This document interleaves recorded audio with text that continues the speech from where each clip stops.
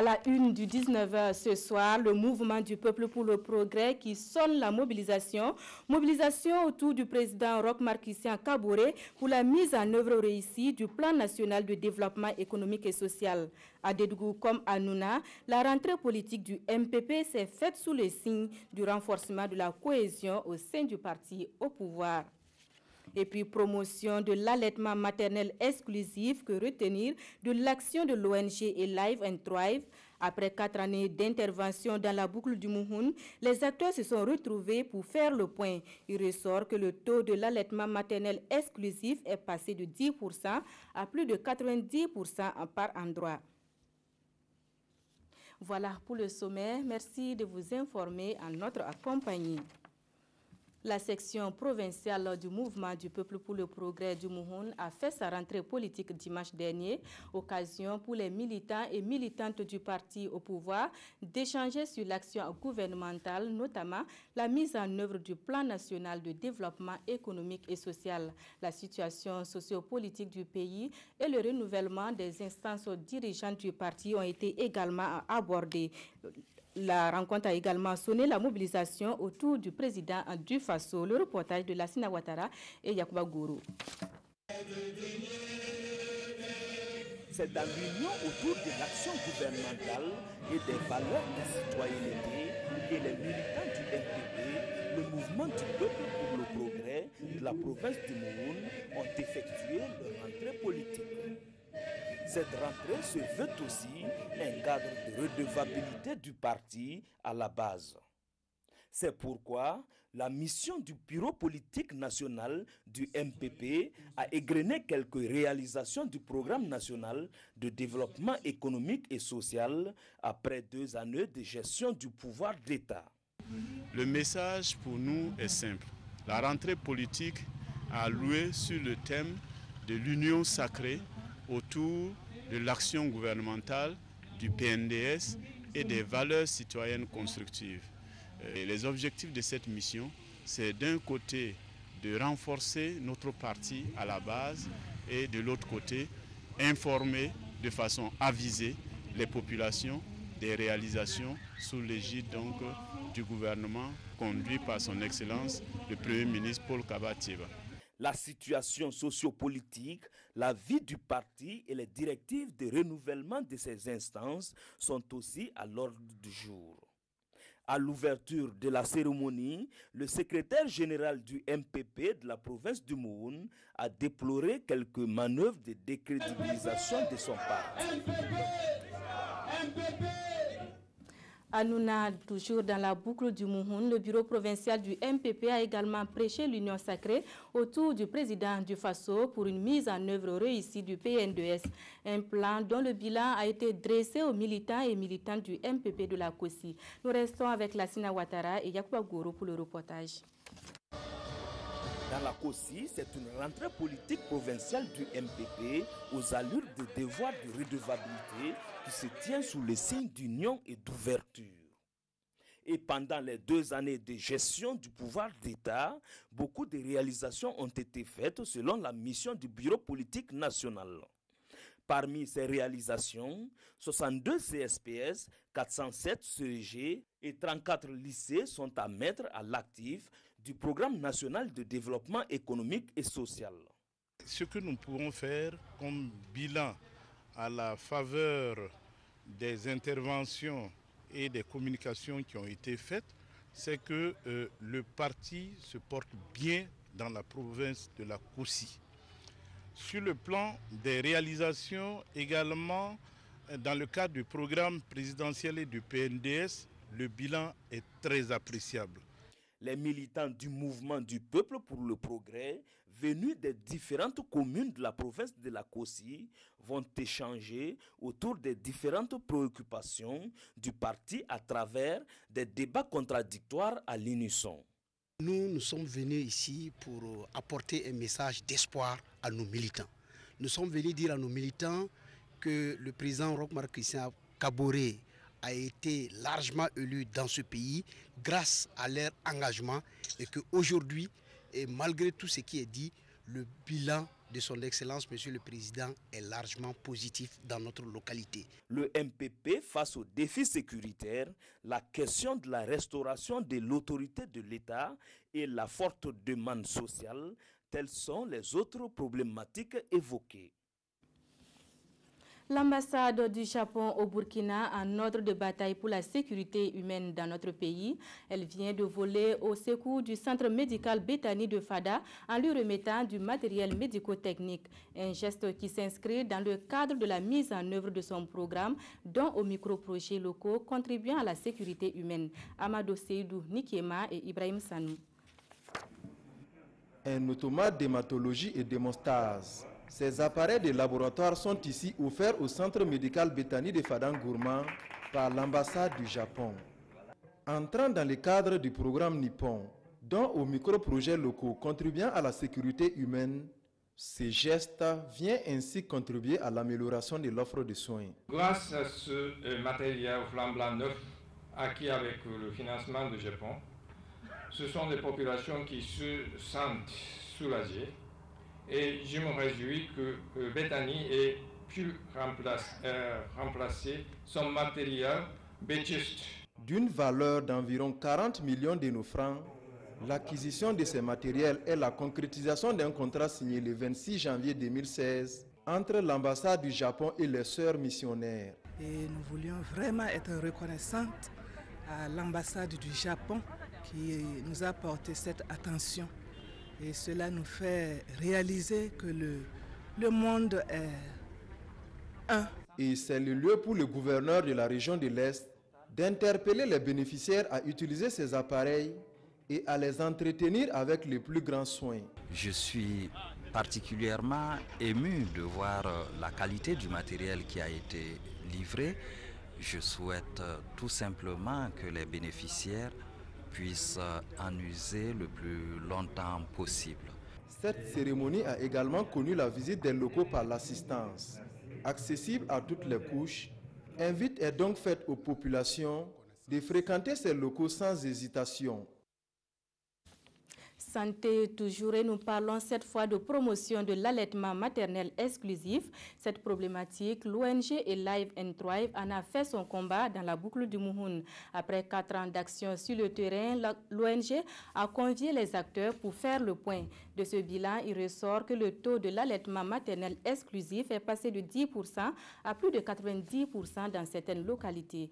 Plus de précisions sur l'action de l'ONG dans ce reportage signé Yves Rwamba et Karim Ouedraogo.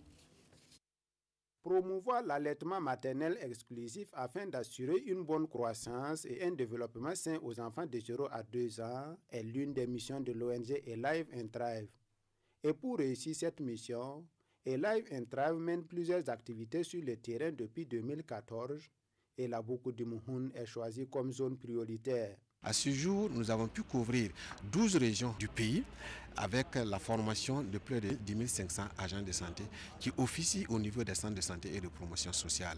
Nous avons formé des formateurs au niveau national, des formateurs au niveau régional, des formateurs au niveau district et maintenant ils ont formé les SASPC, minimum 6 agents par centre de santé et de promotion sociale. Il faut donner aux femmes les connaissances et les compétences. Mais seules ces femmes-là, il y a beaucoup de choses qui influencent leurs décisions. Donc il y a la famille, il y a les maris, il y a les belles-mères, il y a aussi au niveau de la communauté les différentes normes sociales. Nous avons travaillé avec le gouvernement pour renforcer justement cet environnement pour que les femmes puissent adopter ces comportements. Au cours de cet atelier national, la synthèse des résultats des 4 ans de travaux va être présentée aux participants et aux autorités. Pendant cette courte période, on a vu déjà vraiment des changements. Par exemple, les femmes qui ont déclaré avoir mis au sein dans l'heure qui suit la naissance de 10% jusqu'à 37%. L'allaitement exclusif, donc ça a augmenté de 10% à 93%. Vous voyez, c'est extraordinaire pendant une courte durée. L'ONG Live and Thrive va travailler à consolider les acquis engrangés. Elle compte aussi étendre le projet pour les 4 prochaines années. Nous remettons le cap sur Fada pour un autre geste de solidarité et c'est l'Organisation catholique pour le développement et la solidarité qui veut contribuer au renforcement du système éducatif national. Avec l'aide de son partenaire financier, l'OCADES a remis des vivres aux cantines scolaires de 17 écoles de la région de l'Est. Des lampes solaires et un bâtiment de 3 classes ont été également remis par la même occasion. Le point avec Alassane Kendrebeogo et Mahamadi Ouedraogo. L'Organisation catholique pour le développement et la solidarité, OCADES Caritas Burkina, apporte son soutien à l'amélioration de la qualité de l'éducation à l'Est. Composé de 300 sacs de céréales et de 50 bidons d'huile, ce don est offert à 17 écoles de la province du Gourma pour leur cantine endogène. En donnant ces vivres, en essayant d'apporter tous ces soutiens au niveau des écoles, nous voulons augmenter le rendement scolaire des enfants et à terme donner beaucoup plus de qualité à notre capital humain pour le développement des autres secteurs. Vraiment, les cantines scolaires contribuent grandement à accroître le niveau de rendement des élèves dans toutes les écoles où nous appuyons. Donc c'est un programme vraiment pour lequel nous sommes beaucoup satisfaits. Des lampes scolaires sont aussi distribuées aux élèves démunis en vue de faciliter leur apprentissage. Les bénéficiaires saluent cette action de solidarité. Les lampes, au même titre que la cantine, viennent vraiment en appui déjà à la cantine qui met l'enfant dans des conditions optimum de travail. Donc je remercie en tout cas pour ce geste. La délégation s'est rendue à Nayouri, un village de la commune de Yamba.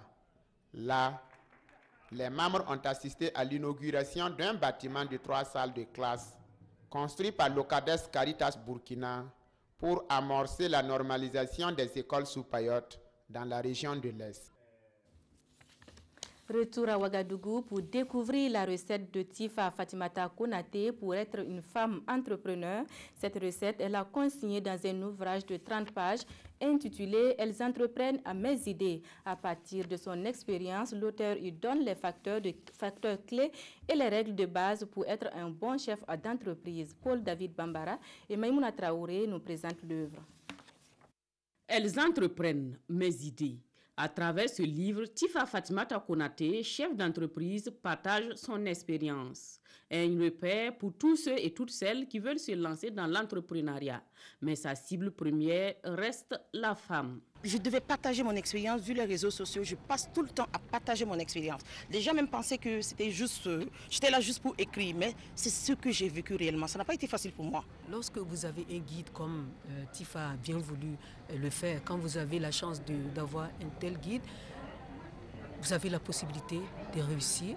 Vous aurez la possibilité de voir les difficultés venir et en même temps, vous aurez cette possibilité-là de les éviter. À travers ce guide, elle donne des conseils pratiques, les facteurs clés du succès, les règles primaires pour être un bon chef d'entreprise. Dans le guide, il y a comment entreprendre, les dossiers du CFOR, il y a l'organisation, l'équilibre entre vie de famille, vie professionnelle et vie privée. Il y a également la liste des institutions financières qui est là-dedans.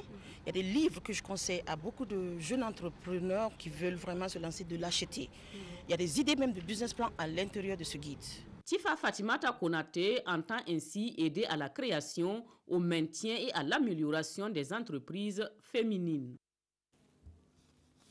Tourné dans les années 90, le film Aramouya de Drissa Touré était sans trace. Le film dans lequel l'acteur principal tente de faire vivre sa famille selon les us et coutumes dans une société en pleine mutation a été retrouvé en France. Aramouya a été projeté à Bobo-Dioulasso au grand bonheur de l'auteur et des cinéphiles de la ville de Sia, Martin Zerbo et Moussa Sanon. Aramouya, le long métrage du réalisateur burkinabé Drissa Touré est de retour. Absent du grand écran depuis plus d'une décennie, le film perdu et retrouvé est projeté ici à l'Institut français de Bobo-Dioulasso.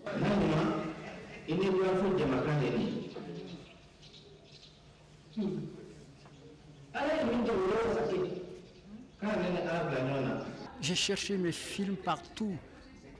Quand j'envoie un dossier, on ne me dit pas oui, on ne me dit pas non. Je ne sais pas ce qui se passe. Voyez-vous? Et ça a duré 10 ans.